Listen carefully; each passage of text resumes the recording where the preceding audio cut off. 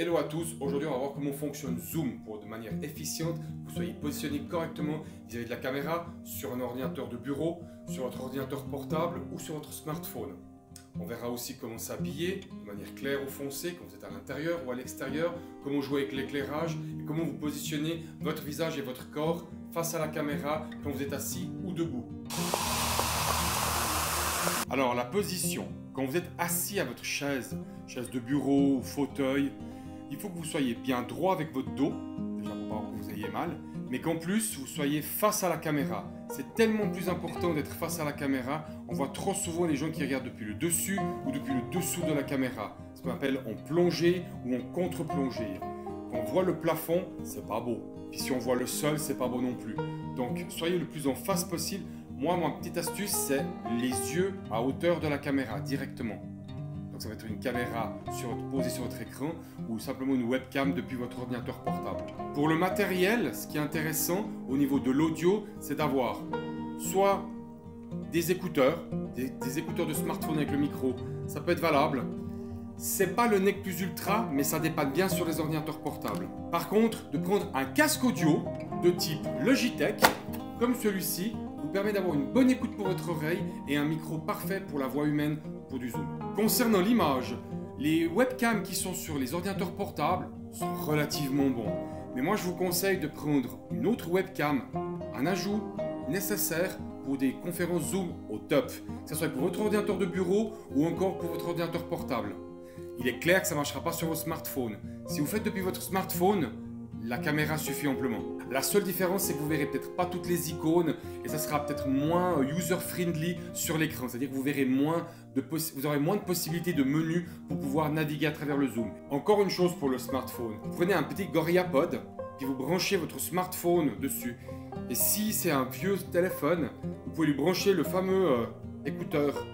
Encore une chose, quand vous êtes face à la caméra, gardez la proportion de ce qu'on appelle le plan américain. Ça veut dire en fait la tête quelques centimètres au-dessus plus à mi-torse. Donc quelques centimètres au-dessus de la tête et mi-torse. Et là vous serez parfaitement dans le champ. On vous verra bien avec la lumière, un bon son. Vous êtes prêt pour votre conférence Zoom. Quand vous êtes à l'extérieur, mettez une chemise foncée ou claire selon le décor. Quand vous avez un décor éclairé comme ça, vous pouvez mettre un chemisier un peu plus foncé. Ça passe très très bien et vous êtes mis en valeur, que ce soit tant pour les hommes que pour les femmes. Or, si vous êtes à l'extérieur dans un endroit foncé, n'hésitez pas à mettre un chemisier plus clair et vous serez mis en valeur. Quand vous êtes à l'intérieur avec un fond coloré, vous mettez une chemise blanche. Avec un fond blanc, une chemise colorée suffit amplement pour faire le contraste de ton. S'il vous manque de la lumière, n'hésitez pas à investir dans ces petites lampes Ikea à 5 francs pièce. Hello, moi c'est Benoît, c'est Sandro. Je vais vous montrer maintenant comment utiliser l'application Zoom correctement, comment l'installer, comment la paramétrer et que vous comprenez comment elle fonctionne. Allez, on y va. Alors pour commencer, vous avez deux possibilités. Soit vous recevez un mail tel que celui qu'on a à l'écran et puis vous avez un lien, vous cliquez dessus et puis du coup vous pouvez lancer l'application depuis navigateur web. Celui que vous avez, n'importe lequel fonctionnera. Ou alors vous pouvez installer une application native sur votre ordinateur et du coup utiliser cette application. Ce que je vous conseille, c'est quand même de créer un compte, c'est tout simple. Sur le site de Zoom, vous avez un gros bouton inscrivez-vous, c'est gratuit. Créez-vous un compte, comme ça sera plus pratique pour la suite.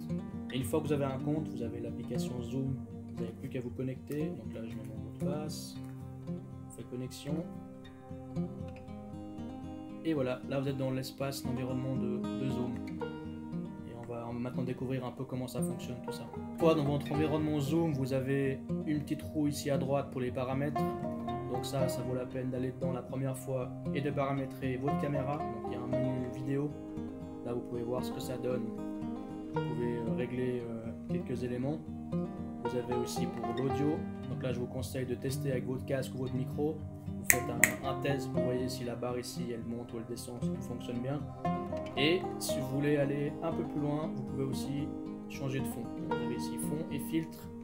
À condition d'avoir un fond relativement neutre derrière vous, vous pouvez mettre une image qui va vous remplacer. Et du coup, vous avez un fond plus sympathique que votre salon ou votre bureau où vous êtes pour votre conférence. Juste encore un détail, là, moi j'ai un fond vert, donc il n'y a pas forcément tout le monde qui a un fond vert, et puis là on voit qu'il y a un associé qui se promène. Mais si vous avez un fond qui est très foncé, n'hésitez pas à mettre quelque chose de plus lumineux derrière vous. Comme ça, vous sortez surtout le matin où il ne fait pas encore très jour. c'est plus sympathique pour les gens qu'il y ait un contraste entre le fond clair et puis vous. Vous avez lancé votre session Zoom, vous avez une interface comme on voit ici à l'écran. Là j'ai un petit invité qui s'appelle Bob l'éponge. Donc premier conseil, c'est mettez quand même un nom qui soit parlant. Comme ça la personne qui vous voit au moins elle sait qui vous êtes. Mettez le nom d'entreprise, c'est une entreprise, c'est toujours mieux.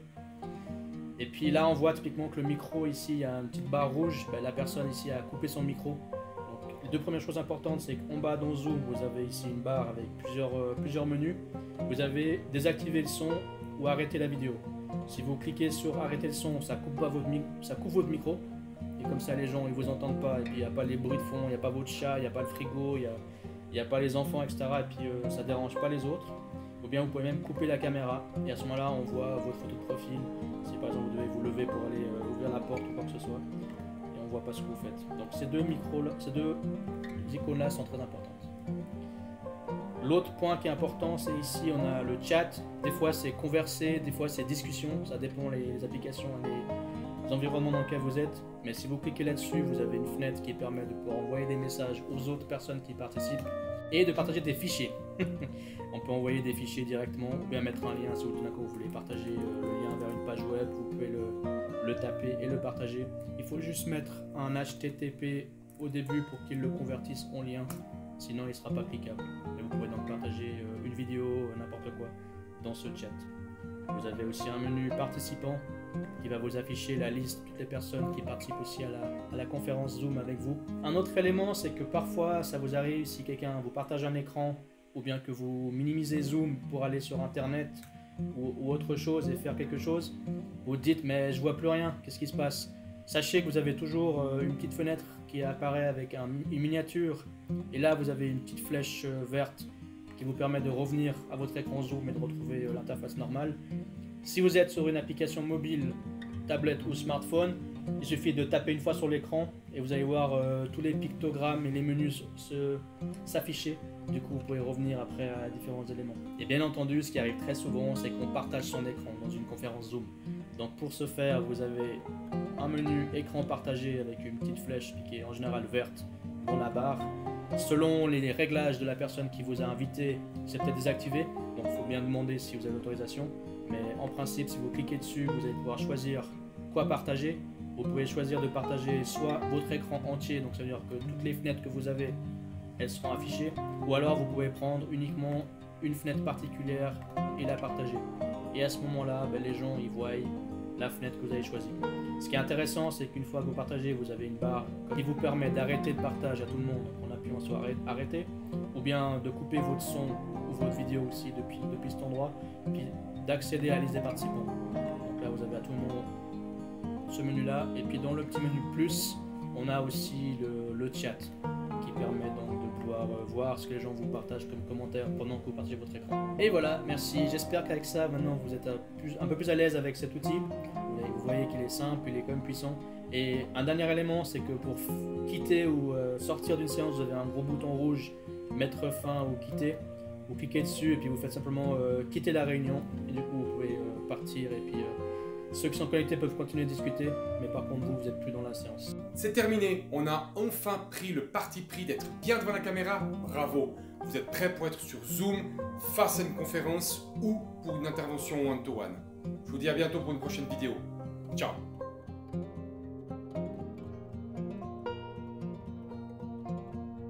Petit bonus pour ceux qui sont animateurs de séance. Selon l'abonnement que vous avez, si vous êtes en gratuit, vous ne l'avez pas forcément, mais en payant, vous pouvez donc diviser une séance en plusieurs sous-groupes. Ce qui est pratique, si par exemple vous avez 60 personnes qui suivent, puis vous voulez mettre des gens en groupe de 10 pour discuter et être comme dans des salles physiques, vous avez ici un menu divisé en groupes. Et pour ça, il suffit d'aller dessus. Vous pouvez attribuer automatiquement, c'est-à-dire que ça prend une personne, ça met aléatoirement dans une salle. Vous pouvez aussi choisir manuellement, et là c'est vous qui allez placer les gens. Vous faites simplement créer, et là vous pouvez après commencer à affecter des gens.